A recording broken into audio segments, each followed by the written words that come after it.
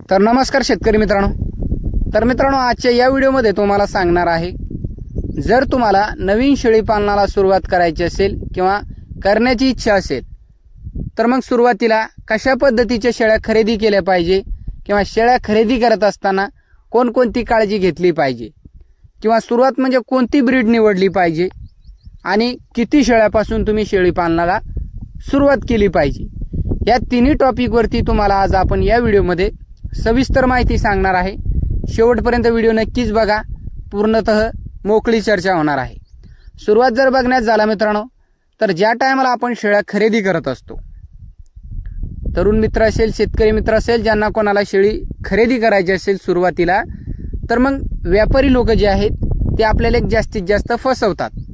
शक्यतो आपले गावामध्ये आपल्या एक मित्राकडे किंवा अशा पद्धतीचे जर तुम्ही शेळ्या खरेदी केल्या तर त्याच्यामध्ये तुमची एक जास्त फसवणूक होत नाही. गावागावामध्ये जास्त एक कोणी फसवणूक करत नाही.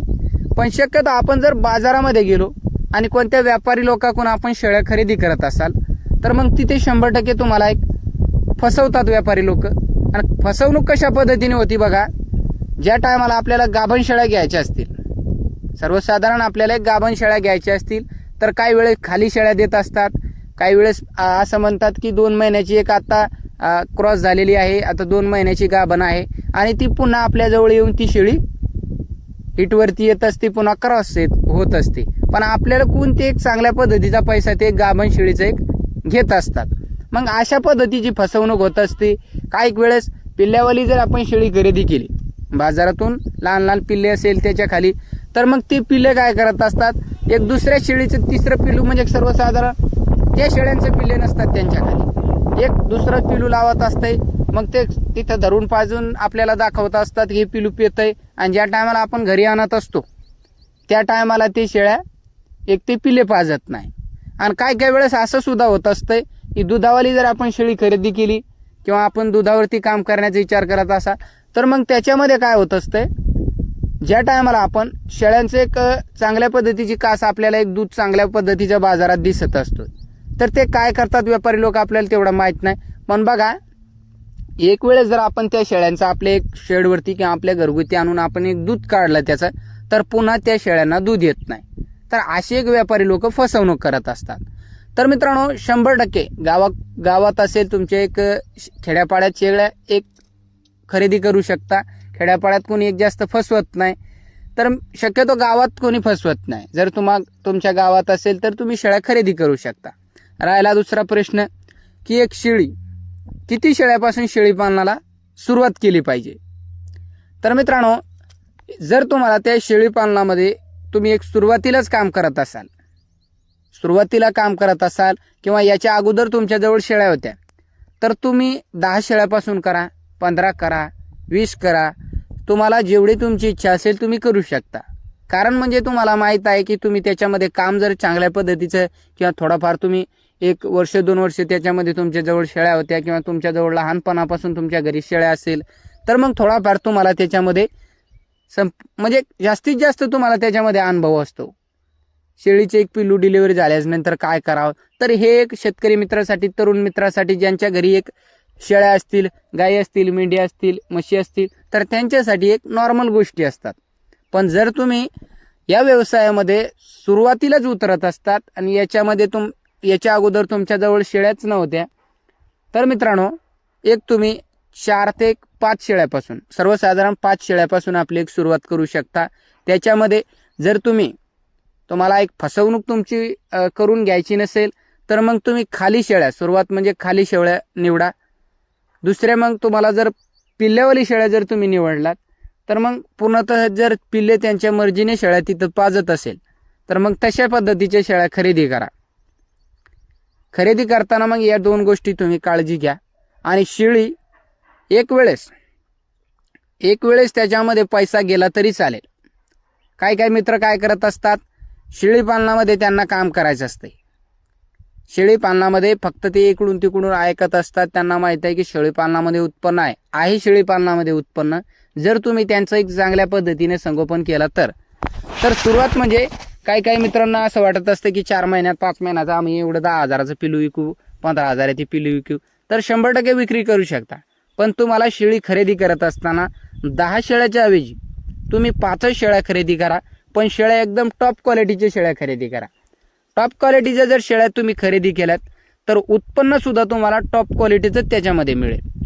जर शेळी लहान असेल म्हणजे कमी पैशामध्ये मिळत असते, काही मित्रांना असं वाटत असतं की चांगला आहे, ही सुद्धा 2च पिले देणार, ती सुद्धा 2च देणार, तर मग त्याच्यामध्ये थोडंसं काही शेतकरी मित्र, तरुण मित्र एक चुकत असतात. तर जेवढी शेळी मोठी असेल त्या शेळींना दूध चांगल्या पद्धतीचं असतंय.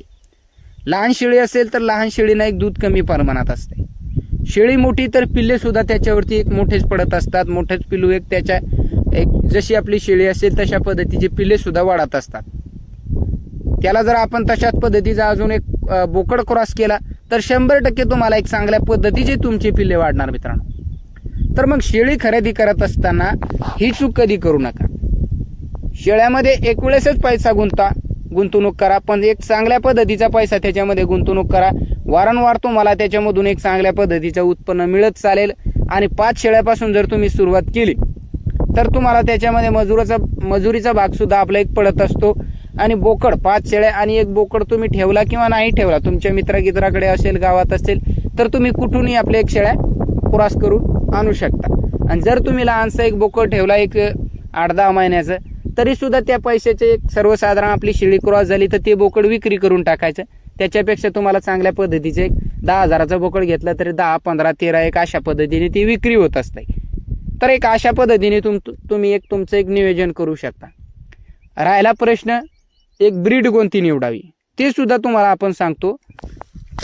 काही मित्रांना बघा, एक यूट्यूबवरती असेल किंवा इतर ठिकाणी एक कोणी मित्र बिटलमध्ये काम करत असेल, कोणी सोजतमध्ये करत असेल, कोणी शिरोई, कोठा, गुजरी, वेगवेगळ्या जाती आहेत शेळीपालना. म्हणजे एक शेळ्यामध्ये वेगवेगळ्या जाती आहेत. पण त्यांना वाटत असते की बाबा त्यांनी एक चांगल्या पद्धतीची शेळी आणली, बिटल आणली, तर मग आपल्याला सुद्धा सुरुवात म्हणजे बिटलपासूनच करायची. सुरुवात आपल्याला शिरोईपासून करायची. त्याच्यानंतर आफ्रिकन बोर असेल तर एवढ्या महागड्या ब्रीडवरती तुम्ही एक सुरुवातीला काम करूच नका. तर मित्रांनो, एवढ्या महागड्या ब्रीडवरती जर तुम्ही सुरुवातीला त्या एक शेळीपालनामध्ये उतरला आणि एवढ्या महागड्या ब्रीडच्या एक शेळ्या खरेदी केलात, तर तिथे एक तुमचं शेळीपालन जर तुम्हाला अनुभव नसेल, सुरुवात तुम्ही करत असाल, तर तुम्ही तिथं एक जास्तीत जास्त वेळ एक टिकू शकत नाही. तुम्ही त्याच्यामध्ये टिकू शकाल, पण तुमचं डॉक्टरचा खर्च भरपूर वाढेल. वारंवार शेळ्या एक आजारी पडत असतात. तर त्याच्यामुळे आपण सतत एक व्हिडिओमध्ये तुम्हाला सांगत असतो, ज्या भागात तुम्ही एक राहत असता, आता काही जागी एक काठेवाडी शेळी सांभाळत असतात काही मित्र, त्यांच्या भागात ती एक सूट होत असते. बिटल म्हणजे एक पंजाबमध्ये एक आपण जशी एक उस्मानाबादी गावरान शेळ्या आपण सांभाळत असतो फिरस्तीमध्ये, तशा पद्धतीचे ते एक पंजाबमध्ये एक फिरस्तीमध्ये शेळ्या बिटल चरत असतात. पण तिकडचं वातावरण त्यांना ते एक सूट होत असते.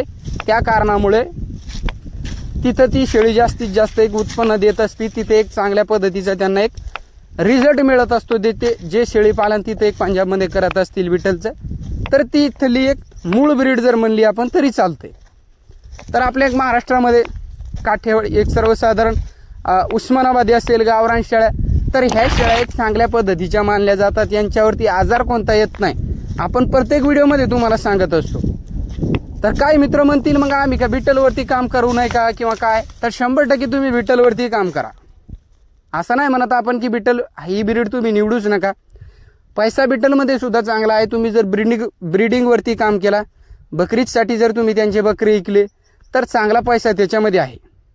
पण सुरुवात तुम्हाला आपले जे खेड्यागावात शेळ्या असतील, तुमच्या भागात ज्या शेळ्या सेट होत असतील, ज्या शेळ्या तुमच्या इकडे काही मित्र चारत असतील किंवा एक फिरस्तीमध्ये जास्तीत जास्त प्रमाण तुमच्याजवळ कोणत्या शेळ्याचं आहे, तशा पद्धतीच्या शेळ्यापासून तुम्ही सुरुवात करा. मग तुम्हाला काय होईल, त्याच्यामध्ये एक अनुभव तुमचा वाढत चालेल. तुम्हाला त्याच्यामध्ये कळेल की एक शेळींना काय लागतंय, डिलिव्हरीच्या नंतर काय लागतंय, शेळींना काळजी काय घ्यावी. तर मग ह्या ब्रीडवरून तुम्ही एक मेल आणू शकता आणि आपले गावरान शेळ्यांना क्रॉस करू शकता.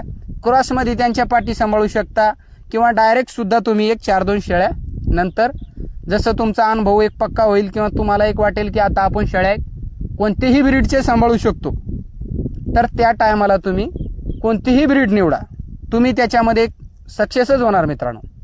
पण सुरुवात म्हणजे अनुभव घेणं खूप गरजेचं आहे. आणि अनुभव घेण्यासाठी तुम्हाला आपल्या एक तालुक्यातली, एक बुलढाणा जिल्ह्यातली असो, आपल्या महाराष्ट्रातली कोणतीही ब्रीड निवडा जी एक चांगल्या पद्धतीचे उत्पन्न देत असेल, किंवा कमी मिळेल उत्पन्न पण तुमचा अनुभव त्याच्यामध्ये एक जबरदस्त होत असतो. त्याच्यानंतर आपण कोणत्याही ब्रीडवरती काम करा. कसा वाटला व्हिडिओ कमेंट करून सांगा. आणि ज्या मित्रांना कोणाला नवीन शेळी पालन करायचं असेल त्या मित्रापर्यंत हा व्हिडिओ नक्कीच शेअर करा. व्हिडिओ पाहिल्याबद्दल मनापासून धन्यवाद. भेटूया एक अशाच व्हिडिओ सोबत.